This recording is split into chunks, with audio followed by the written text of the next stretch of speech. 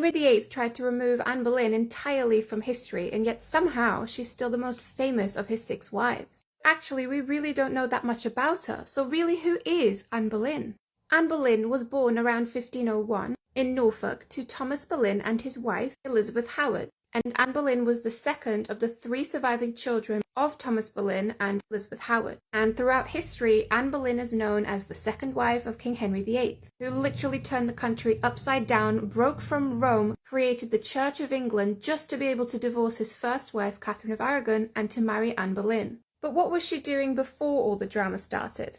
Well, in her teens, she was sent to France for her education, and she stayed in France until 1522, which was when she returned to the court of England. And this was to serve as a lady-in-waiting to Henry VIII's OG wife, Catherine of Aragon. Anne Boleyn was not considered beautiful, but her wit and charm caused quite a stir in the English court, and she won over quite a few hearts, including the heir to the earldom of Northumberland, Henry Percy. She and Henry Percy fell in love, and they asked, of course, if they could marry, and Thomas Wolsey denied them this marriage. And by 1526, Henry VIII reared his ugly head towards the poor victim, and he bombarded her with cringe AF poetry. Anne had no intention in becoming Henry VIII's wife or his mistress, and even when he offered her the title of his royal mistress, meaning he would have no other women but her, she denied it. She did not want to be with him. But of course the guy could not take a hint, and he would not stop love bombing her. He even wrote her a letter saying that he wanted to kiss her pretty duckies, referring to her boobs. Sexy.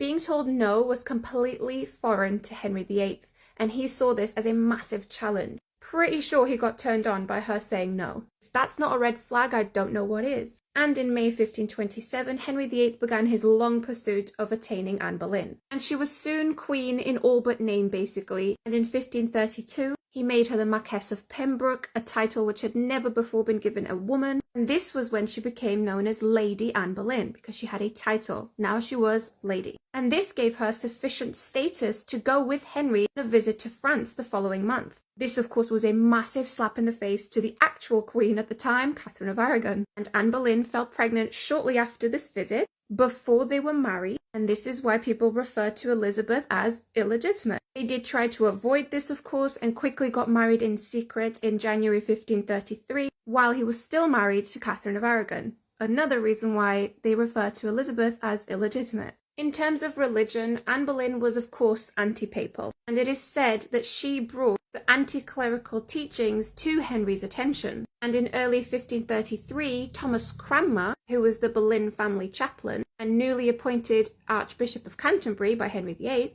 he reneged his allegiance to the Pope and then went on to annulling the marriage of Henry VIII with Catherine of Aragon before crowning Anne Boleyn. Anne went on to give birth to a child, which of course turned out to be a daughter, which was very disappointing for Henry. Within months of their wedding, he was already unfaithful to Anne. So after all that, he just went back to his old ways. Anne being fiery, and also the fact that he proclaimed he would never cheat on her, was like, what the fuck are you doing, dude? Sadly, Anne went on to miscarry a boy in 1536. And then she was arrested under false claims of adultery, incest, you name it. But not witchcraft, guys, that came later. And as we know, she was executed by the sword for her crimes that she never committed.